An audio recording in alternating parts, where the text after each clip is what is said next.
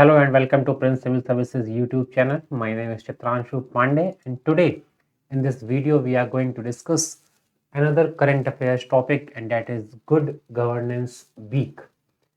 In this video we are going to discuss an important topic. As you all know, the 25th of December of every year is celebrated as the Good Governance Day in India.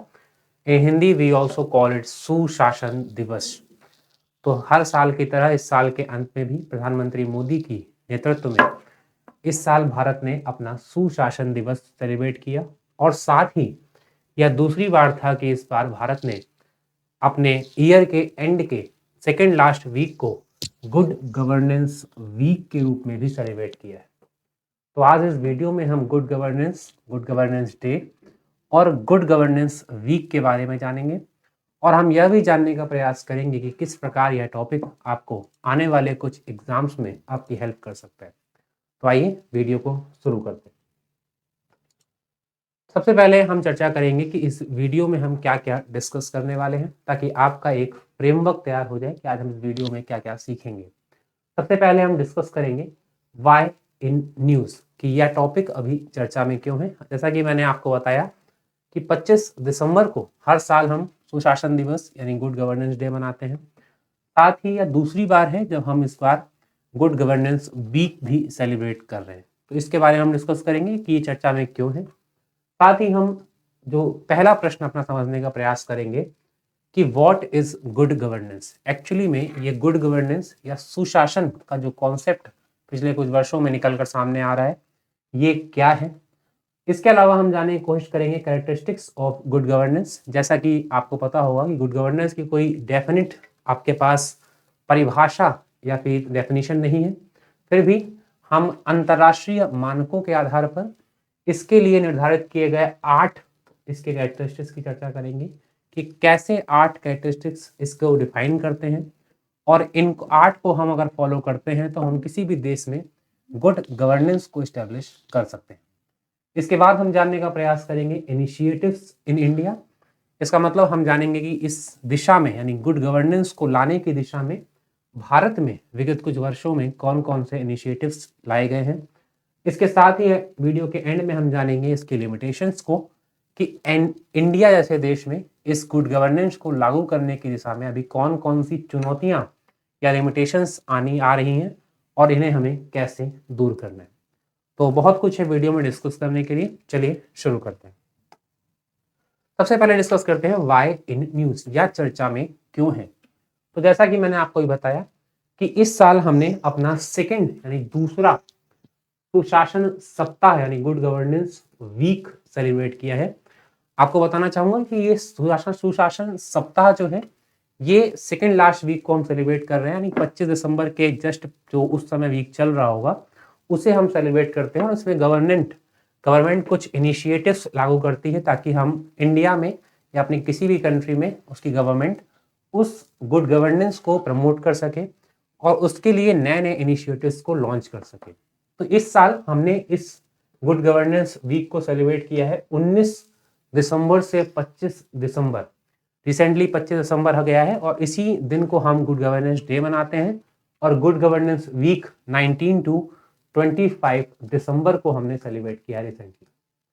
अब हम बात करते हैं कि इस साल के जो हमारा गुड गवर्नेंस वीक है इसकी मेन थीम क्या रही, या क्या गवर्नमेंट ने एक टैगलाइन इसको दी। तो वो टैगलाइन थी प्रशासन गांव की ओर, यानी प्रशासन का हमें गांव की ओर विस्तार करना है।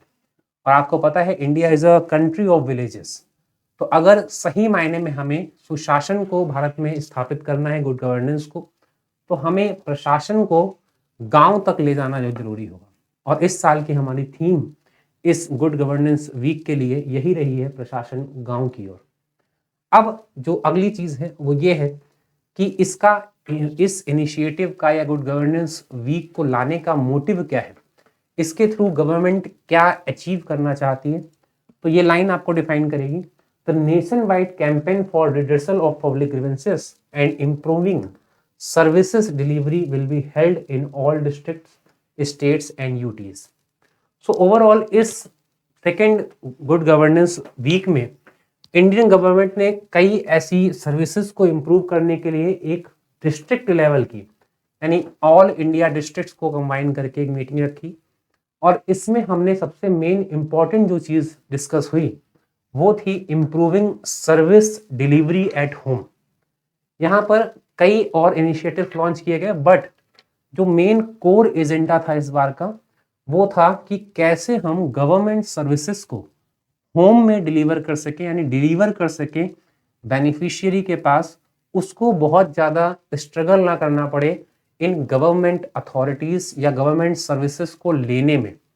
तो बेसिकली जस्ट लाइक आपने जैसे आज की डेट में आप यूज टू हैं कुछ फूड डिलीवरी और ग्रॉसरीज डिलीवरी ऐप्स से, सिमिलरली इंडियन गवर्नमेंट का भी यही माइंडसेट है कि हम कुछ गवर्नमेंट की जो चीज़ें हैं जो आम आदमी के लिए बहुत इजी नहीं रह जाता उसको अचीव करना या प्राप्त करना, तो हम वैसी चीज़ों को होम में यानी घर पर ही उनको डिलीवर कर सकें। तो यही इस साल का मेन एजेंडा था और इस एजेंडे को फुलफिल करने के लिए ओवर 3100 यानी 3100 से अधिक new government services will be added for online delivery. तो जैसा कि मैंने आपको बताया कि इस एजेंडे को फुलफिल करने के लिए गवर्नमेंट ने लगभग 3100 न्यू सर्विसेज को ऐड किया है, किसमें? ऑनलाइन डिलीवरी में, ताकि कोई भी व्यक्ति, फॉर एग्जांपल अगर मैं आप ही लूं कि किसी को भी राशन कार्ड बनवाना है, उसे अपग्रेड करवाना है, तो ऐसी बहुत बेसिक सर्विसेज को गवर्नमेंट चाहती है कि कोई भी सिटीजन इसको ऑनलाइन ही कर ले, ताकि उसको गवर्नमेंट की जो फैसिलिटीज हैं वो घर बैठे ही इजी प्रोसीजर्स के थ्रू मिल सके। और यही एजेंडा भी रहा इस साल के गुड गवर्नेंस वीक का। तो आई होप आपको समझ में आया होगा कि why this topic is in news और इस टॉपिक की क्या रेलेवेंस है यूपीएससी एग्जाम्स में। तो आप इसे समझ सकते हैं जीएस पेपर 2 और जीएस पेपर 4, इन दोनों पेपर्स में ये टॉपिक इंपॉर्टेंस रखते हैं। जीएस पेपर 2 आपको पता है पॉलिटी वाले सेगमेंट में गवर्नमेंट पॉलिसीज की अगर आप बात कर लें या हम गवर्नेंस वाले पूरे टॉपिक को ले लें, तो उसमें गुड गवर्नेंस अपने आप में एक प्राइम टॉपिक या कह सकते हैं मेन टॉपिक बनकर सामने आता है। साथ ही एथिक्स में, एथिक्स के जीएस पेपर 4 में भी आपको ये टॉपिक देखने को मिलेगा, जहां पर एक लोक सेवक, एक पब्लिक सर्वेंट बनने के नाते आपसे भी यह अपेक्षा रख सकता है यूपीएससी आयोग कि आप ये जाने कि कैसे आप गवर्नमेंट की सर्विसेज को बेहतर ढंग से किसी सिटीजन तक प्रोवाइड करवा सकते हैं। तो ऐसे में दोनों पेपर्स में ये टॉपिक आपसे पूछा जा सकता है और आपको इनके लिए, इन पेपर्स पे आने वाले एग्जाम्स के लिए इसको अपने माइंड में तैयार करके रखना है। तो वाई इन न्यूज के बाद अब हम डिस्कस करेंगे अबाउट इट, मतलब इस गुड गवर्नेंस वीक के बारे में कुछ बेसिक फैक्ट्स जो आपको पता होना चाहिए। इससे पहले कि हम डिस्कस करें कि गुड गवर्नेंस क्या होता है या गुड गवर्नेंस वीक में क्या क्या इनिशिएटिव्स हैं गवर्नमेंट के, उसके पहले हम डिस्कस करेंगे कि यह गुड गवर्नेंस डे और गुड गवर्नेंस वीक जो इंडिया में आया है, इसके कुछ बेसिक फैक्ट्स कि ये कब से स्टार्ट हुआ है और कैसे कैसे आया। तो आपको पता होना चाहिए 2014 के इलेक्शंस के बाद ही जब इंडिया में एनडीए की गवर्नमेंट बनी, बीजेपी इसको लीड कर रही, उस गवर्नमेंट में प्रधानमंत्री नरेंद्र मोदी ने 25 दिसंबर, जो कि ऑल्सो अटल बिहारी वाजपेयी हमारे फॉर्मर प्राइम मिनिस्टर का बर्थडे भी है, उस डे को सेलिब्रेट करने के लिए, यूं कह सकते हैं कि इनको श्रद्धांजलि देने के लिए इसे गुड गवर्नेंस डे के रूप में अनाउंस किया था। तो अगर आपसे क्वेश्चन पूछता है कि किस ईयर को गुड गवर्नेंस डे स्टार्ट हुआ है इंडिया में या इसको फॉर्मली इंट्रोड्यूस किया गया है, तो वो 2014 में था जब इंडियन गवर्नमेंट चेंज हुई थी और इसे अटल बिहारी वाजपेयी की बर्थ डेट पर ही अनाउंस किया गया है, इस गुड गवर्नेंस डे, या हिंदी में कहें तो इसे सुशासन दिवस, यानी शासन जो सुशासन हो वैसे दिवस के रूप में सेलिब्रेट किया गया है। इसके अलावा एक और फैक्ट है, वो ये है कि गुड गवर्नेंस वीक जो है, यानी गुड गवर्नेंस सप्ताह, गुड गवर्नेंस डे को 2014 में लॉन्च किया गया, बट सप्ताह को 2014 में लॉन्च नहीं किया गया। इसे लॉन्च किया गया था 75th ईयर ऑफ इंडिपेंडेंस 2021 में। कब किया गया था? 2021 में। ये एक बेसिक डिफरेंस है। और जैसा कि मैं आपको पहले से बता रहा हूं कि इस साल हम दूसरा गुड गवर्नेंस वीक सेलिब्रेट करें, दैट मीन्स ये पहला गुड गवर्नेंस वीक 2021 में रहा था और इस साल हम सेकेंड टाइम इस वीक को सेलिब्रेट कर रहे हैं। तो यहाँ पर इन दो चीजों को आपको याद रखने की आवश्यकता है। और आपको यही पता है कि on the occasion of 75th Independence Day we also celebrated आजादी का अमृत महोत्सव। तो यही वो टाइम था जब हमने इस इनिशिएटिव को भी लॉन्च किया। तो आई होप आपको गुड गवर्नेंस और गुड गवर्नेंस वीक के बीच में डिफरेंस समझ में आया होगा, और इसे इंडिया में कब कब स्टार्ट किया गया है इसके बीच भी आपको डिफरेंस समझ में आ गया। Now the main thing is कि इस गुड गवर्नेंस वीक का जो आज का हमारा टॉपिक भी है, इसके क्या मेन एम्स हैं, क्या इसका मेन कह सकते हैं मोटिव है इस गुड गवर्नेंस वीक को लॉन्च करने का। So you can say it aims to demonstrate the government's commitment, यानी गवर्नमेंट्स के कमिटमेंट को डिमॉन्स्ट्रेट करता है टू प्रोवाइडिंग ट्रांसपेरेंट यानी कि पारदर्शी, इफेक्टिव यानी कि प्रभावशाली या प्रभावपूर्ण, अकाउंटेबल मतलब कि जवाबदेह यानी कि उत्तरदायित्व निर्धारित होना चाहिए, to the governance to the people of this country. इसका मतलब यह है कि गुड गवर्नेंस के थ्रू इंडियन गवर्नमेंट या किसी भी कंट्री में गुड गवर्नेंस के थ्रू वो गवर्नमेंट यह कोशिश करती है कि वो एक ट्रांसपेरेंट, इफेक्टिव और अकाउंटेबल गवर्नेंस को शो करे अपने सिटीजन्स के लिए, ताकि सिटीजन्स को भी ये फील हो कि उनकी जो गवर्नमेंट है या जो गवर्नेंस उनकी कंट्री में चल रहा है वो आपका ट्रांसपेरेंट है, इफेक्टिव है और मोस्ट इंपॉर्टेंटली अकाउंटेबल है। तो इन चीजों को शो करने के लिए और इस सब चीजों में आगे आने के लिए इंडियन गवर्नमेंट ने भी ये इनिशिएटिव लॉन्च किया है। तो ये कुछ हमने ब्रीफ इंट्रो समझा कि कैसे कैसे गुड गवर्नेंस और good governance day, good governance week start हुआ। अब जो अगला इंपॉर्टेंट क्वेश्चन आपके दिमाग में होगा वो ये है कि good governance day, good governance week, ये तो आपको समझ में आ गया, बट ये एक्चुअली में गुड गवर्नेंस का टर्म ही क्या है, ये गुड गवर्नेंस का मतलब क्या है। तो इसको हम डिफाइन करेंगे स्लाइड में कि एक्चुअली में गुड गवर्नेंस क्या होता है। तो गुड गवर्नेंस को समझने से पहले आपको इसका बेसिक समझना होगा, दैट मीन्स कि गवर्नेंस क्या होता है। तो आपने गवर्नमेंट टर्म सुना होगा, गवर्नमेंट का मतलब जनरली सरकार से लिया जाता है, जहां पर जो भी शासन करने वाली इकाई है, the unit which is ruling us, उसे हम गवर्नमेंट कहते हैं। ये किसी भी फॉर्म में हो सकती है, ये गवर्नमेंट आपकी बाया वोटिंग या कह सकते हैं डेमोक्रेटिक हो सकती है, गवर्नमेंट आपकी कम्युनिस्ट हो सकती है, गवर्नमेंट कैसी भी हो सकती है, इसे हम गवर्नमेंट कहते हैं। बट उस गवर्नमेंट का जो भी प्रोसीजर है, अब वो प्रोसीजर लॉ मेकिंग का हो सकता है, वो प्रोसीजर उस लॉ को बनाने के बाद सभी सिटीजन्स पर उस लॉ को इंप्लीमेंट करना हो सकता है, या यह प्रोसीजर किस प्रकार जो एंड में खड़ा हुआ व्यक्ति है, बिल्कुल लोअर लेवल, उस तक गवर्नमेंट स्कीम्स कैसे पहुंचेंगी, ये भी हो सकता है। सो ओवरऑल डिसीजन मेकिंग और डिसीजन को इंप्लीमेंट करना, ये आपका आता है गवर्नेंस। क्या आता है, जिसमें डिसीजंस को बनाया जाता है, मेकिंग की जाती है, साथ ही इनको इंप्लीमेंट किया जाता है, ये आपका आता है गवर्नेंस में। नाउ गुड गवर्नेंस एक नया टर्म यूज हुआ है। तो मैंने आपको बताया गवर्नेंस कई टाइप की हो सकती है, डेमोक्रेटिक और आपकी कम्युनिस्ट तो होगी ही, ये तो हम गवर्नमेंट किसी कंट्री के लेवल पर बात कर रहे हैं। बट ये गवर्नेंस आपकी कॉर्पोरेट भी हो सकती है, ये गवर्नमेंट आपकी इंटरनेशनल भी हो सकती है। इंटरनेशनल लेवल पर जो भी इंटरनेशनल बॉडीज हैं हमारी, उनमें भी ये गवर्नेंस मिल सकती है आपको नेशनल लेवल पर मिल सकती है और आपको लोकल लेवल पर भी मिल सकती है। दैट मीन्स अगर कोई पंचायत का मुखिया है तो वो किस प्रकार अपने गांव की सारे शासन को चला रहा है, गवर्नेंस को चला रहा है, ये भी गवर्नेंस का फॉर्म है। अगर कोई देश का प्रधानमंत्री है तो वो अपने देश को कैसे चला रहा है, ये भी गवर्नेंस का फॉर्म है।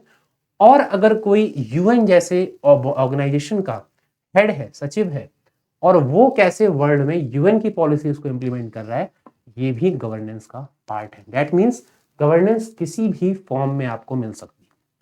सो ओवरऑल गवर्नेंस की डेफिनेशन समझ में आई, decision making and its implementation. Similarly governance के टाइप आपको समझ में आए। Now the next thing is कि गवर्नेंस तो क्लियर है, बट गुड गवर्नेंस क्या है। So in a very simple term you can understand that good governance is a form, ये कह सकते हैं एक तरीका है जिसमें आप इस गवर्नेंस की चीजों को बेहतर ढंग से इंप्लीमेंट कर सकते हैं।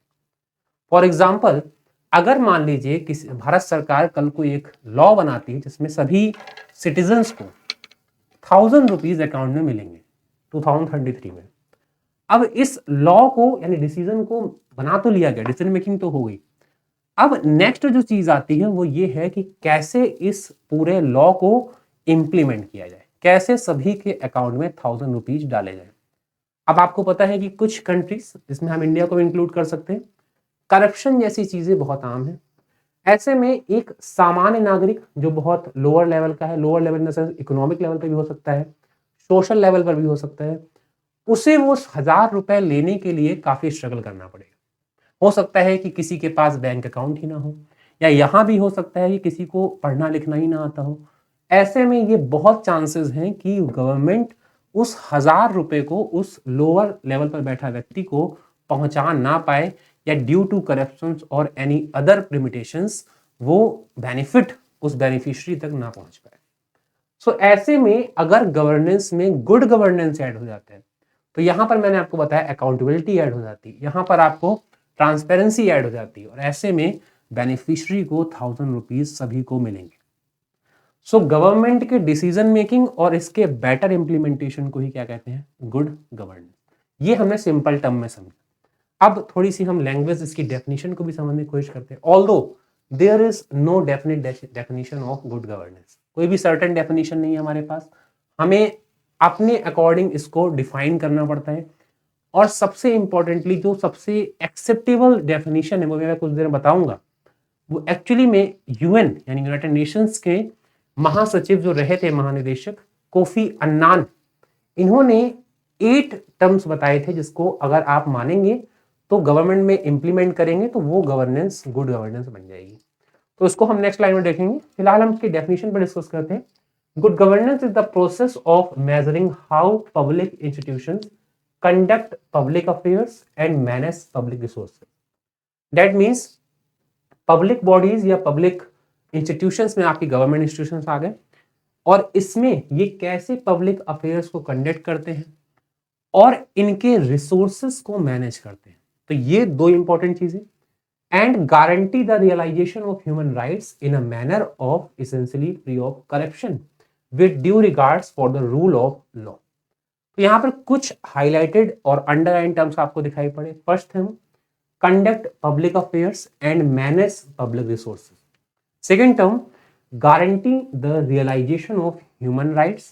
Third free of corruption, and fourth rule of law. तो अगर इन 4 चीजों के अगर हम डिफाइन करेंगे तो आप गुड गवर्नेंस को बेहतर समझ सकते हैं। हमें इस तरह से पब्लिक बॉडीज में पब्लिक रिसोर्सेस को मैनेज करना है, यूटिलाइज करना है, यूज करना है, जिससे गारंटी हो किसकी, realisation of human rights. Human rights की गारंटी होनी चाहिए उसमें, यानी जिस व्यक्ति को जितना मिलना चाहिए वो मिल रहा हो। और यहाँ पर रूल ऑफ लॉ भी आ जाता है। अब बेसिकली रूल ऑफ लॉ को गुड गवर्नेंस की एक बेसिक और बहुत इंपॉर्टेंट कैरेक्टरिस्टिक माना जाता है। रूल ऑफ लॉ को आप ये समझ सकते हैं कि अगर रूल ऑफ लॉ कहीं पर नहीं है, दैट मीन्स वहां पर फिशी सिस्टम एक्टिवेट हो जाता है कि एक समुद्र में जितनी बड़ी मछली होगी वो उतनी ही छोटी मछलियों को खाएगी। दैट मीन्स जो जितना ज्यादा स्ट्रांग होगा वो उतना ही ज्यादा स्ट्रांग होता जाएगा, और जो जितना ज्यादा वीक है वो उतना ही ज्यादा वीक होता जाएगा।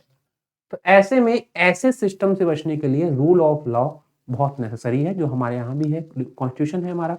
जो कमजोर वर्ग है उनको वो वीक सेक्शन को हम राइट्स देते हैं, प्रोवाइड करते हैं, ह्यूमन राइट्स मिलते हैं, उनको एक्स्ट्रा एडवांटेजेस मिलते हैं जो किसी तरह से इस फिश सिस्टम को नहीं इम्प्लीमेंट होने देता है। तो अगर इन सब चीजों को हम गवर्नेंस में इंक्लूड करेंगे तो ये गवर्नेंस बन जाएगी आपकी क्या, गुड गवर्नेंस। नाउ जो मैं आपसे डिस्कस कर रहा था कि कुछ कैरेक्टरिस्टिक्स हैं गुड गवर्नेंस की जो दी हैं किसने, ऑब्वियसली कोफी अन्नान ने, यूएन के फॉर्मर कह सकते हैं महासचिव रहे थे, और इन्होंने 8 पॉइंट्स को बताया था कि ये अगर 8 पॉइंट्स किसी गवर्नेंस में इंक्लूड होंगे गवर्नमेंट में, तो उस गवर्नमेंट की गवर्नेंस जो होगी वो गुड गवर्नेंस कहलाएगी। और इसी को बाद में एक्सपर्ट्स ने अपनी अपनी लैंग्वेज में डिफाइन करके गुड गवर्नेंस की एक डेफिनेशन देने की कोशिश की है। अब ये 8 पॉइंट्स क्या हैं आप देखिए। सबसे पहले मोस्ट इंपॉर्टेंटली मैंने आपको बताया रूल ऑफ लॉ, यानी लॉ का नियम, कानून का रूल होना चाहिए। यहाँ पर ऐसा नहीं होना चाहिए जो कमजोर है वो और ज्यादा कमजोर होता जा रहा है, जो मजबूत है, जो ताकतवर है वो और ज्यादा ताकतवर होता जा रहा है, ये नहीं होना चाहिए। सेकंड, ट्रांसपेरेंसी होनी चाहिए। ट्रांसपेरेंसी का मतलब अगर कोई स्कीम है या गवर्नमेंट की कोई भी पॉलिसी है जिसे इम्प्लीमेंट करना है तो उसे बहुत ट्रांसपेरेंट तरीके से इम्प्लीमेंट करना चाहिए। दैट मीन्स हर एक लेवल पर ट्रांसपेरेंसी होनी चाहिए। Second thing, consensus oriented. That means consensus oriented का मतलब क्या है? इसका मतलब ये साफ सा है कि अगर एक कंट्री में कुछ लोग रह रहे हैं, उनमें हर एक व्यक्ति को तो आप रिच नहीं कर सकते, बट आपकी स्कीम्स ऐसी होनी चाहिए कि एटलीस्ट जो सबसे लोअर लेवल का व्यक्ति है, लोअर लेवल, अब वो सोशल इकोनॉमिक दोनों हो सकता है, उस लेवल के व्यक्ति के पास भी एक मिनिमम अमाउंट ऑफ रिसोर्सेज होने चाहिए ताकि वो सरवाइव कर सके। अब इसको आप ऐसे समझ सकते हैं कि हमारे यहाँ बीपीएल एपीएल कार्ड्स की सुविधा है, जहां पर गरीबों को 2 रुपए किलो चावल भी मिलता है और अमीर आज की डेट में 100 रुपए 200 रुपए किलो चावल भी खा रहे हैं। तो अगर उस गरीब को 2 रुपए किलो चावल मिल रहा है तो ये बेस है किस पर? कंसेंसस ओरिएंटेड पर, जहां पर सबसे निचले लेवल के व्यक्ति को भी आप एक minimum amount of resources offer करेंगे ताकि वो सरवाइव कर सके। इसके बाद अकाउंटेबिलिटी का मतलब जवाबदेहिता होता है, यानी कि हर एक प्रोसेस के लिए, हर एक स्टेप के लिए जो भी रिस्पॉन्सिबल है उसको अकाउंटेबल ठहराया जाए। अगर कुछ स्कीम में धांधली होती है, गड़बड़ होती है, करप्शन होता है, तो वहां पर अकाउंटेबिलिटी क्लियर होनी चाहिए। ये नहीं होना चाहिए कि मैंने नहीं किया या मैंने नहीं, या ये उस विभाग की जिम्मेदारी थी या उस विभाग की। यानी आपकी गवर्नेंस में ये चीज होनी चाहिए। और accountability is one of the most important characteristic of good governance. इसके बाद इफेक्टिवनेस एंड एफिशिएंसी। ऑब्वियसली अगर कोई स्कीम को आपको बेहतर ढंग से इंप्लीमेंट करना है, वो भी इंडिया जैसी कंट्री में जहां पर पॉपुलेशन आज 150 करोड़ के पास टच करने वाली है, वहां पर अगर आपको किसी स्कीम को इंप्लीमेंट करना है, किसी डिसीजन को इंप्लीमेंट करना है, तो आपको इफेक्टिवनेस और एफिशिएंसी दोनों चाहिए होंगी। Similarly equity and inclusiveness, that means सभी से इक्वल ट्रीटमेंट होना चाहिए।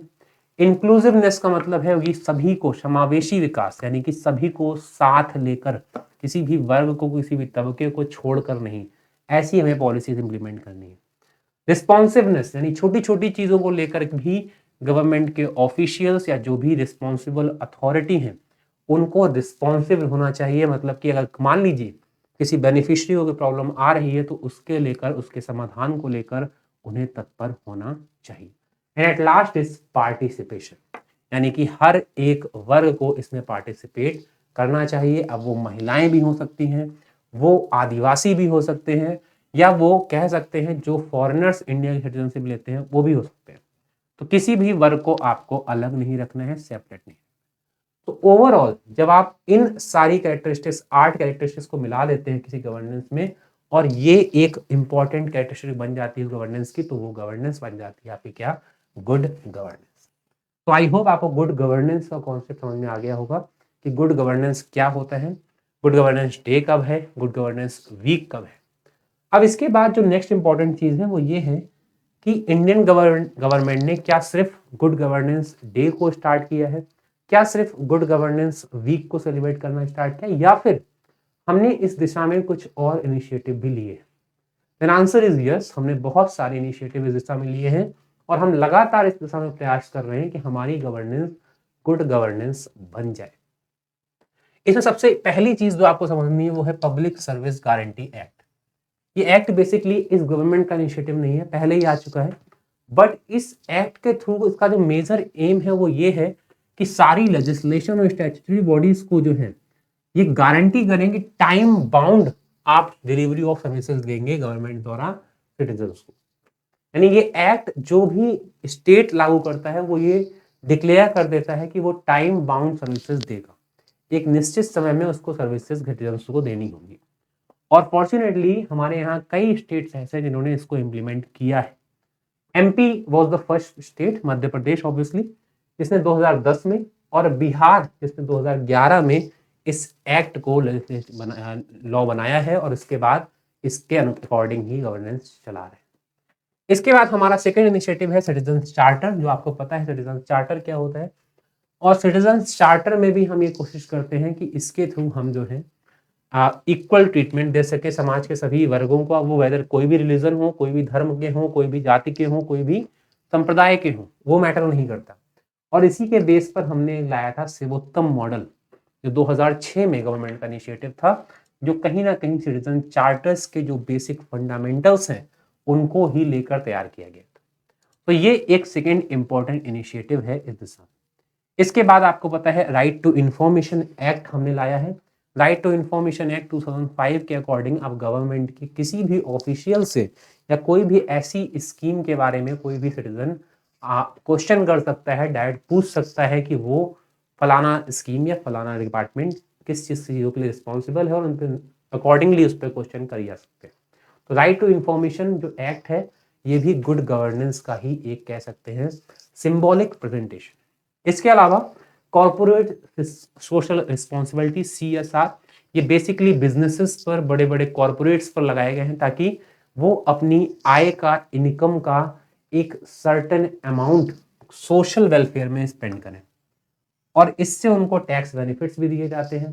और अगर क्वेश्चन आता है कि वो किसके थ्रू लगे हुए हैं, तो कंपनीज एक्ट 2013 के अंतर्गत आपके सेक्शन 135 ये डिफाइन करता है CSR को, कॉर्पोरेट सोशल रिस्पॉन्सिबिलिटी।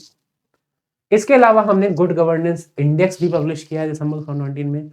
इस इंडेक्स में बेसिकली नीति आयोग जो है वो हमारे राज्यों को, एक राज्यों की एक सूची प्रदर्शित करता है जिसमें उसको रैंक दी जाती है फर्स्ट, सेकंड, थर्ड, कि उसमें कितना बेहतर गुड गवर्नेंस लागू हुआ है। तो कहीं ना कहीं ये उन स्टेट्स के बीच उनकी कम्पिटेटिवनेस को बढ़ाता है कि कौन सा स्टेट कितना बेहतर परफॉर्म कर रहा है in terms of good governance. Except that my government citizen engagement platform, mighty e governance platform, digital India initiative and NITI Aayog aspirational districts programme, ये कुछ और इनिशिएटिव्स हैं इंडियन गवर्नमेंट के जो डिस्ट्रिक्ट लेवल पर, सेंट्रल लेवल पर, स्टेट लेवल पर लाए गए हैं, और इनके थ्रू हम लगातार कोशिश कर रहे हैं कि हम अपने गवर्नेंस को गुड गवर्नेंस में कन्वर्ट कर सकें। तो ओवरऑल आप देख सकते हैं बहुत सारे इनिशिएटिव हमने लिए हैं, और ये इनिशिएटिव लगातार और बढ़ते ही जा रहे हैं, जिसमें आप एक ऐड कर सकते हैं गुड गवर्नेंस वीक को, जिसको लास्ट ईयर ही इंप्लीमेंट किया गया है। इसके बाद जो लास्ट चीज आपकी इस टॉपिक में बचती है वो है कि ये सारी चीजें तो ठीक है, बट स्टिल अगर आप ग्राउंड लेवल पर देखेंगे तो गुड गवर्नेंस इंडिया में आपको कम ही फील होगी, या ये कह सकते हैं कि आपको कुछ लूप होल्स देखने को मिल जाएंगे। अब इन लूप होल्स के कुछ ना कुछ रीजन तो ऑब्वियसली रहेंगे, और इन्हीं को हम समझेंगे इस लास्ट स्लाइड में, जिसमें कहा है challenges to good governance in India, कि इंडिया को इस गुड गवर्नेंस को इंप्लीमेंट करने में क्या क्या चैलेंजेस फेस करने पड़ रहे हैं। सबसे पहला and most importantly corruption. You all know कि करप्शन इंडिया में गवर्नेंस के लेवल पर बहुत ज्यादा है, और इसके चलते जो भी पॉलिसीज हैं उनको इंप्लीमेंट करने में या बेनिफिशियरी तक उसके जो भी राइट्स हैं उसको पहुंचाने में करप्शन के चलते बहुत ज्यादा दिक्कत होती है। जैसा कि आपको एक स्टेटमेंट भी याद होगा राजीव गांधी का, कि अगर मैं ऊपर से 100 रुपए भेजता हूं तो नीचे वो 10 रुपए ही पहुंचते। तो ये शो करता है कि गवर्नमेंट में, गवर्नेंस में करप्शन की क्या भूमिका है, और ये किस तरह से हमारे डिसीजन मेकिंग को और पॉलिसी इंप्लीमेंटेशन को अफेक्ट कर रहा है बहुत ब्रॉड लेवल पर। इसके बाद क्रिमिनलाइजेशन ऑफ पॉलिटिक्स, यानी पॉलिटिक्स में लगातार क्रिमिनल्स की एंट्री होना। क्रिमिनल्स इन द सेंस कि अगर कोई ऐसा व्यक्ति है जिसके ऊपर कई केस चल रहे हैं और फिर भी वो विधायक या सांसद इजीली बन जा रहा है, तो दैट मीन्स ये क्रिमिनलाइजेशन ऑफ पॉलिटिक्स हो रहा है। तो ऐसे में इसमें सुप्रीम कोर्ट के भी कई वर्डिक्ट रिसेंटली आए हुए हैं, और इंडियन कॉन्स्टिट्यूशन भी कुछ अपने अमेंडमेंट्स करके उसमें ला रहा है ताकि हम किसी तरह से इस पॉलिटिक्स के होते क्रिमिनलाइजेशन को रोक सकें। बट द प्रॉब्लम इज कि जो भी इन लॉज को बना रहे हैं वो खुद पॉलिटिशियंस हैं, और उनमें से कई ऑलरेडी उन पर केसेस चल रहे हैं। तो ऐसे में इन चीज़ों को इम्प्लीमेंट करना आप समझ सकते हैं कितना बड़ा, एक बहुत बड़ा चैलेंज है इंडिया के लिए। इसके अलावा जुडिशियल डिलेज, हमारे यहाँ बहुत लंबे टाइम तक कोर्ट में केसेस चलते रहते हैं, पेंडिंग पड़े रहते हैं। पेंडेंसी 3 करोड़ प्लस हो चुकी है, जो शो करता है कि हमारे यहाँ जुडिशियल सर्विसेज या न्याय के मिलने में कई लंबी देरियां लोगों को सहनी पड़ती हैं, जो गवर्नेंस के लिए अच्छा नहीं है, गुड गवर्नेंस के पॉइंट ऑफ व्यू से ठीक नहीं है। इसके अलावा वीक अकाउंटेबिलिटी मैकेनिज्म, जैसे मैंने आपको बताया कि गुड गवर्नेंस के उन 8 कैरेक्टरिस्टिक्स में सबसे इंपॉर्टेंट है अकाउंटेबिलिटी। प्रॉब्लम क्या है कि जब करप्शन होता है और चीज़ों को अकाउंटेबल ठहराया जाता है किसी को, तो वो अगली पार्टी पर, अगले स्टेप पर आने वाले इंस्टीट्यूशन पर उसको डाल देता है। सो ऐसे में अकाउंटेबल कोई एक नहीं हो पाता, और जहां पर गुनहगार कई हो जाते हैं वहां पर सजा भी किसी को नहीं। तो ऐसे में अकाउंटेबिलिटी का होना बहुत जरूरी है, और हमारा यही मैकेनिज्म थोड़ा सा वीक नजर आता है। इसके अलावा lack of transparency and secrecy. हर एक लेवल पर जहां पॉलिसी को इम्प्लीमेंट किया जा रहा है, लॉ को इम्प्लीमेंट किया जा रहा है, वहां पर आपको ट्रांसपेरेंसी लानी होगी, आपको सीक्रेसी लानी होगी। इसके अलावा फ्रीक्वेंट ट्रांसफर ऑफ की सिविल सर्वेंट्स, ये भी एक इंपॉर्टेंट पॉइंट है जो जीएस पेपर 4 एथिक्स के लिए भी इंपॉर्टेंट है, कि हमारे सिविल सर्वेंट्स का बहुत फ्रीक्वेंट ट्रांसफर होता है। जिस एक डिस्ट्रिक्ट में वो चीज़ों को डेवलप कर रहे होते हैं, उसकी समझ बढ़ा रहे होते हैं, और तुरंत उनको न्यूज़ मिलती है कि उनका ट्रांसफर इस डिस्ट्रिक्ट से हो गया है और वो किसी और स्टेट पहुंच चुके हैं। तो ऐसे में इस ट्रांसफर के चलते कहीं ना कहीं आप जानते हैं कि गवर्नेंस का जो बेसिक फंड आपका कह सकते हैं यूनिट है, वो एक सिविल सर्वेंट है। और जब सिविल सर्वेंट ही स्टेबल नहीं रहेंगे, लगातार उनको रोटेट करा जाता रहेगा, ट्रांसफर करते रहेंगे, तो ऐसे में गवर्नेंस को इम्प्लीमेंट करना भी टफ हो जाएगा। इसके अलावा एटीट्यूडनल प्रॉब्लम्स भी हैं सिविल सर्वेंट्स में, जिसमें आप कह सकते हो कि जब कोई सिविल सर्वेंट्स है तो उसके एटीट्यूड को लेकर भी इश्यूज होते हैं, जिससे पॉलिसीज इंप्लीमेंट होने में प्रॉब्लम आती है। और सबसे लास्ट में low level of awareness of the rights and duties of citizens. हमारे सिटीजन्स को ही उनके राइट्स, उनकी ड्यूटीज के बारे में सही से पता नहीं है, इसके चलते उनको पता ही नहीं चलता है कि वो किस किस स्कीम के अंदर बेनिफिशियरी में आते हैं और उनको क्या क्या बेनिफिट्स गवर्नमेंट से मिल सकते हैं। तो एक अवेयरनेस गवर्नेंस की तरफ से होनी चाहिए, दूसरी अवेयरनेस सिटीजन्स की तरफ से भी होनी चाहिए। अगर वही, फॉर एग्जाम्पल मैंने आपको अभी एग्जाम्पल दिया था 1000 रुपीज़ वाला, तो अगर किसी गवर्नेंस, किसी सिटीजन्स को पता ही नहीं, जो जंगल में आदिवासी है, उनको पता ही नहीं है कि गवर्नमेंट ने ऐसा कोई स्कीम लॉन्च की है, तो गवर्नमेंट भी कितना भी कर ले, वो हर एक व्यक्ति को उस स्कीम में कवर नहीं कर सकती। सो ये कुछ चैलेंजेस हैं जिसके चलते भारत में, इंडिया में गवर्नेंस, गुड गवर्नेंस के लेवल तक अभी नहीं पहुंच पा रही। इसे दूर किया जाना बहुत जरूरी है। तो इस प्रकार ये वीडियो कंप्लीट होता है, और यहाँ पर हमने आज गुड गवर्नेंस वीक, इसके इनिशिएटिव्स और चैलेंजेस पर डिस्कशन किया। आई होप वीडियो आपको अच्छा लगा होगा, और कुछ भी अगर इससे आपको बेनिफिट मिलता है तो कृपया वीडियो को लाइक करें, चैनल को सब्सक्राइब करें। Thank you.